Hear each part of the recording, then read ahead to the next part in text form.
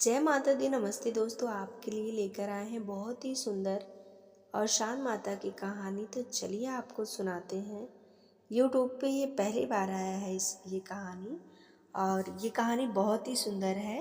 एक सुंदर राजकुमार की शादी एक काली लड़की से होती है। तो चलिए जानते हैं, अंत तक ज़रूर सुनिएगा।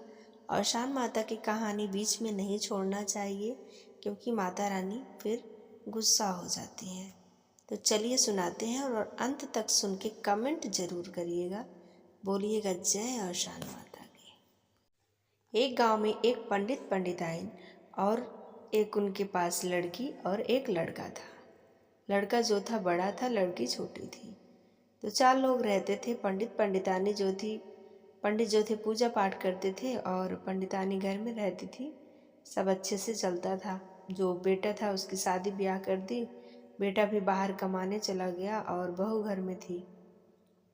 जो बेटी थी बहुत काली थी, इतनी काली थी कि कोयला से भी काली थी, लेकिन उसका दिल सोने जैसा था, उसका गुण सोने जैसा था। बहुत कर्तव्य थी, हर काम को करना धरना, दूसरे का मान सम्मान इज्जत करना, खुद अच्छे से रहना। इसके पास ये सब भरपूर था, एकदम गुड़ से भरी हुई थी। लेकिन चेहरा जो था बिल्कुल कोयले से भी काला था। तो धीरे धीरे बिटिया भी बड़ी होने लग गई, शादी ब्याह माँ बाप ढूंढने लग गए। तो आते थे वो, मतलब ढूंढ के आते थे। तो जो लोग लड़की देखने के लिए आते थे वो लोग बहुत बुरा भला कहते थे। जब लड़की देखते थे तो कहते थे, आपकी लड़की बहुत काली है, इतना काली कलूटी है, कौन इससे शादी करेगा। आप हम लोग को झूठे बहका के और कहते हैं हमारी लड़की बहुत अच्छी है, बहुत गुण है, बहुत संस्कार है, आप चलिए शादी करिए। ऐसे थोड़ी होता है, सुंदरता भी तो होनी चाहिए। तो जितने लोग आते थे रिश्ता देखते थे, देख के चले जाते थे, लेकिन शादी नहीं करते थे।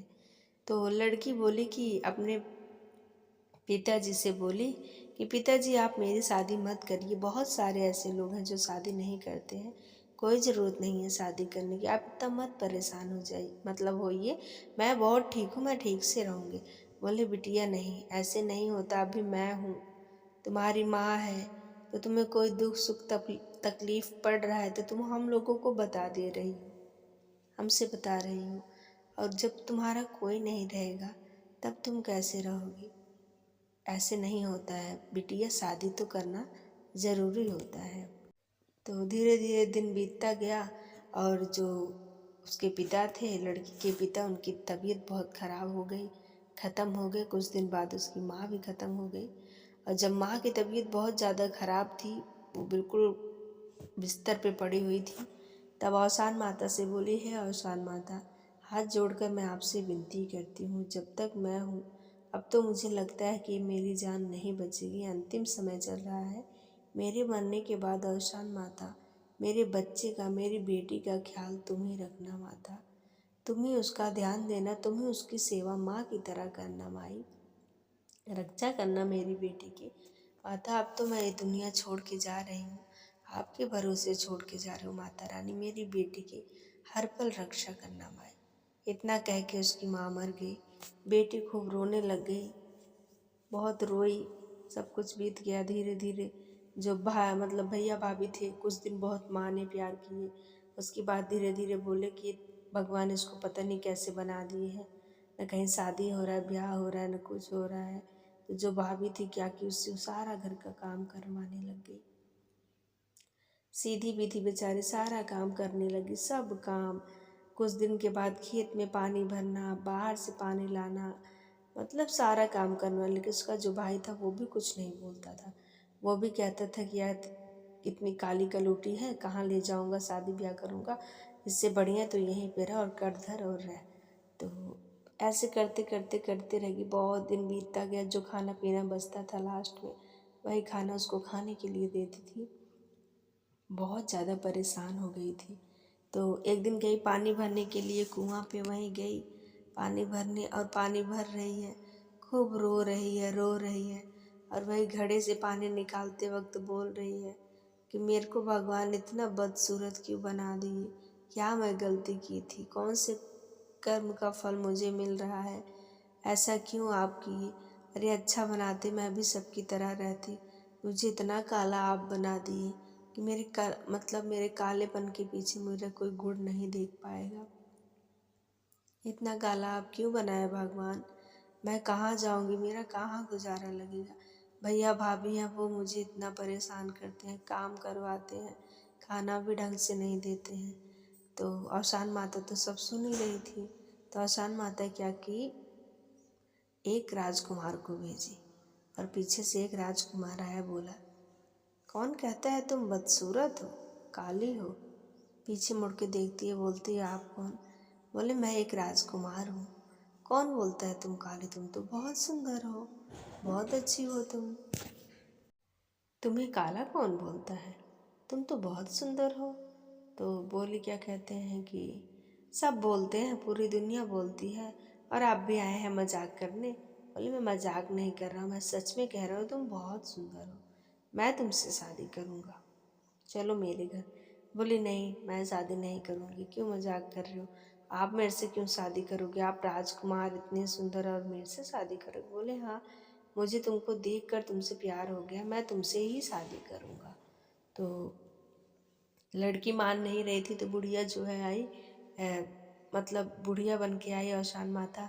औशान माता भी कहने लग गई कि शादी कर लो बेटी, राजा महाराजा हैं, अच्छे से जाओगी, सुख करोगी, बहुत अच्छे हैं, मैं इनको तो जानती हूँ, सच में ये राजा महाराजा है। तो बुढ़िया के कहने के बाद जो लड़की थी मान गई, शादी के लिए चली गई घोड़े पे बैठ के और शादी करने के लिए। घर पहुँचे उसको लेके राजा, तो सब घर वाले बोलने लग गए, डांटने लगे, क्या लेके आए हो काली कलूटी, क्या उठा लाए, क्या क्या, मतलब सब बोलने लग गए। तो राजा जो था वो जिद पे आ गया, बोला मैं शादी करूँगा तो यही करूँगा, नहीं तो मैं पूरी ज़िंदगी ऐसे रह जाऊँगा, शादी नहीं करूँगा, और शादी करूँगा तो मैं इस लड़की से ही करूँगा। भाई माँ बाप थे, मजबूर होके मान गए शादी। और धीरे धीरे जब वो काम धाम सब करने लग गई, अच्छे से रहने लग गई, तो घर वाले भी उसे मानने लग गए, माफ़ करके मानने लग गए। तो वो अच्छे से अपना सुख से रहने लग गई। तो यहाँ जो मायका था, मायके में क्या हुआ, जो भैया भाभी हैं कह रहे हैं पानी लेने गई थी, अभी तक नहीं आई, पता नहीं कहाँ चली गई, चलो ढूंढने चलते हैं, कहीं गिर तो नहीं गई कुएं में। तो ढूंढने के लिए जाते हैं तो कहीं मिलती नहीं है। तो घर मतलब भैया भाभी धीरे धीरे बहुत दिन बीत जाता है, बुढ़ापा आ जाता है उनका, परेशान रहते हैं। तो भीख मांग मांग के खाने लग गए, गांव में मांगते थे। तो फिर ऐसे धीरे धीरे दूर दूर निकलते निकलते जहाँ ये लड़की गई थी जिस राजा घर, उस घर जाके खड़े हुए, भिक्षा दे दो कहते थे। तो जो लड़की थी वो बालकनी में बैठी थी, उसको आवाज़ ऐसा लगा, चिन्हा पहचाना कि ऐसे लग रहा है मैं इस आवाज़ को कहीं सुनी हूँ। तो किसी को भेज के बुलाई, बोली जो भिखारन और आई हैं इनको मेरे महल में ले आओ। तो बोले रानी भिखारन को महल में? बोले हाँ आप जाओ ले आओ। तो गए लेके आए।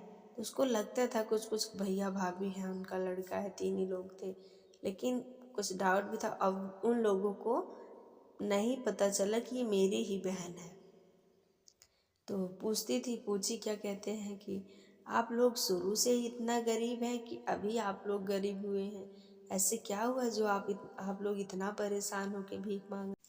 बात ऐसी थी कि मेरी एक बहन थी और मेरी बहन बहुत काली थी। उसकी शादी के लिए हम लोग बहुत परेशान थे, नहीं मिलता था। तो नहीं मिला शादी, तो हम लोग उसको अपने घर ही रख लिए, काम वाम करवाते थे। वो पूजा पाठ बहुत करती थी। और जब से वो चली गई है, हम लोग को मिली भी नहीं, पता नहीं कहाँ चली गई।